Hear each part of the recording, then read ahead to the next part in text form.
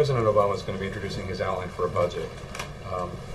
Fed Chair Bernanke has said the lack of a budget having been passed by the Senate has had an adverse effect on growth because it's created uncertainty. Harry Reid has said that he doesn't think there's a need to introduce a budget this year. Who does the president think is right, Harry Reid or Ben Bernanke? Well, I think the president, as you noted, will be presenting his budget.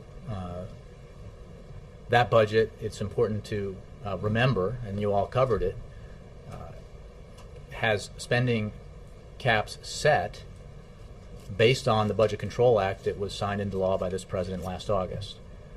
Those spending levels represent significant cuts agreed to by Democrats and Republicans and by this president.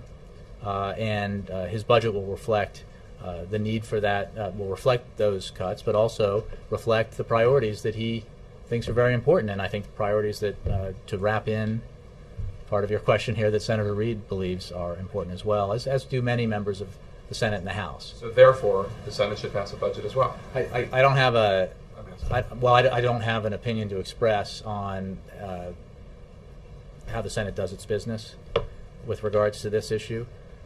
The fact is, because of the negotiations over the debt ceiling that resulted in the Budget Control Act, we have an unusual situation here in that the top lines for the budget going forward have already been set and agreed to by Republicans and Democrats alike. So I'm not actually asking your opinion, but the White House's opinion, the position well, of the White House. I don't have a. I mean, the White House has no opinion about whether or not the Senate should pass a budget. The president's going to introduce one. The Fed chair says not having one is bad for growth, but the White House has no opinion about whether. I have no opinion. The White House has no opinion on Chairman Bernanke's assessment of how the Senate ought to do its business. What the president believes is important is that the Budget Control Act that was signed into law by him last year provides the top-line spending caps for the coming budget, and he will obviously meet those in the budget proposal he puts forward. And he looks forward to the Senate acting on